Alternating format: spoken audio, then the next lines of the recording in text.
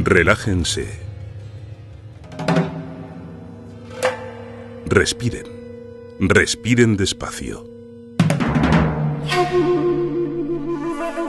Le rodean 5 siglos de historia. Se encuentran en el edificio civil más antiguo de Santander. Sus muros han sido testigos de algunos de los más importantes acontecimientos de los últimos 500 años. Desde aquí se vio llegar a la Armada Invencible, derrotada por los elementos. Desde este palacio se escribieron cartas a Felipe II. Estas estancias albergaron al mando mayor de las tropas napoleónicas en la toma de la ciudad. Si estos muros hablasen, nos contarían la historia de Santander.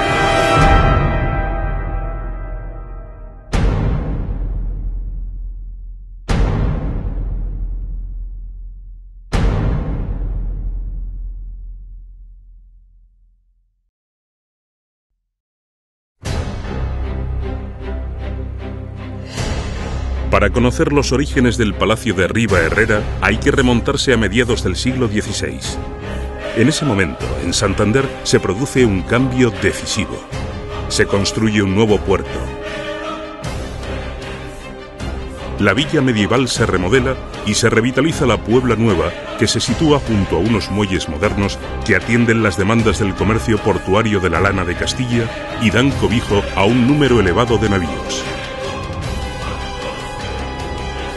Además, el puerto es centro de operaciones de la Real Armada en los decisivos combates entre España e Inglaterra, y también es clave en la defensa de la costa cantábrica expuesta al ataque del corsario francés e inglés.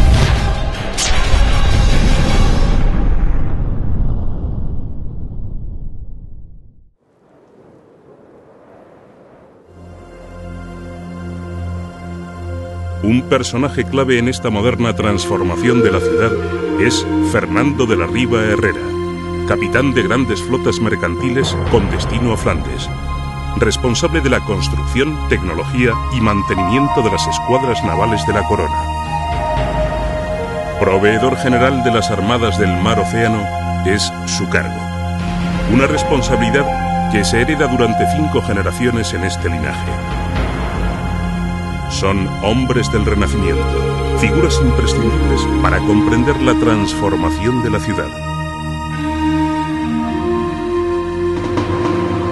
Los Riva Herrera procedían de Gajano, al otro lado de la bahía, y a mediados del siglo XVI construyen un palacio fortificado en Pronillo, próximo a la ciudad, en un lugar estratégico, con un dominio visual del mar abierto y de la bahía. El palacio está rodeado de campos de labor, viñedos, arbolado, y todo ello cercado al modo de las casas de campo de la nobleza renacentista. El complejo cuenta con una torre, casas bajas y edificios auxiliares en torno a un patio de armas.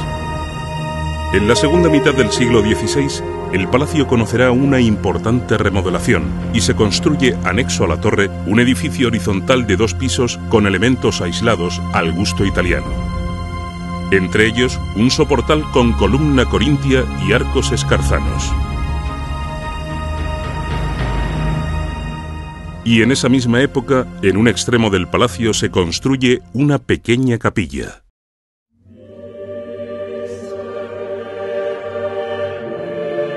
En ella se pueden observar labrados 2 grifos coronados, monstruos mitológicos, símbolos del linaje de los Riva Herrera.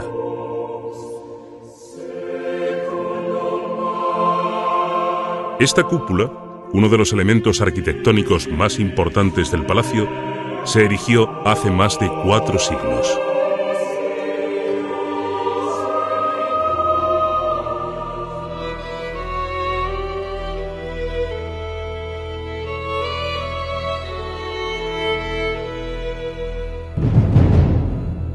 El complejo, gracias a estas transformaciones, se convierte en un hermoso palacio renacentista en el que la familia de los Riva Herrera vive y muestra su poder.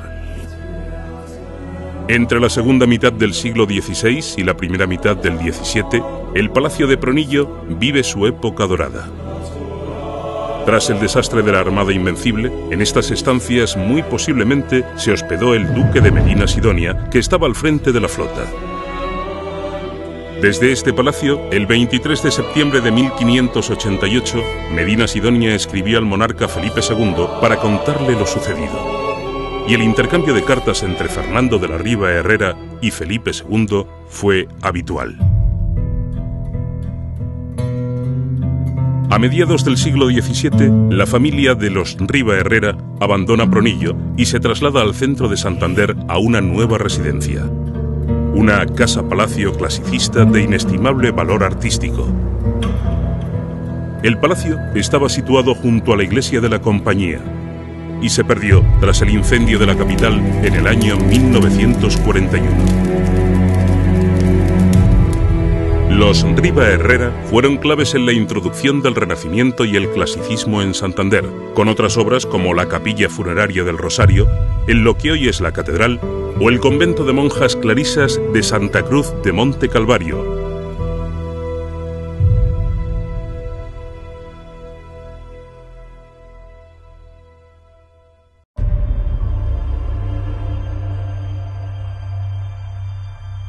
El Palacio de Pronillo, relegado a un segundo plano, inició en el siglo XVIII una lenta decadencia, aunque tuvo tiempo aún de ser testigo de otros momentos históricos importantes. El jefe de mando de las tropas francesas napoleónicas en la contienda de la Guerra de la Independencia empleó el palacio como residencia habitual a comienzos del siglo XIX. Y durante los conflictos carlistas se construyó junto al complejo de Pronillo una puerta fortificada que formaba parte de una cortina de fuertes y fosos de trinchera que protegían la península de Santander.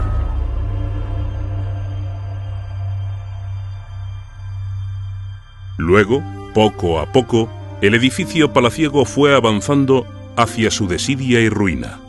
En ese penoso camino llegó a tener distintos usos, entre ellos el de vaquería. Un palacio renacentista que había sido testigo de algunos de los episodios más brillantes de la historia de la ciudad, acabó convertido en un establo ganadero.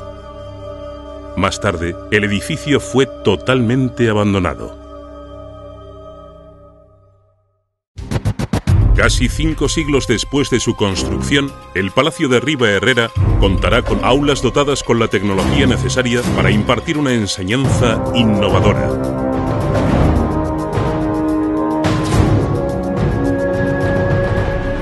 De esta forma, un edificio que tiene su origen en la época del Renacimiento resurge de nuevo para transformarse en un espacio con una profunda vocación contemporánea.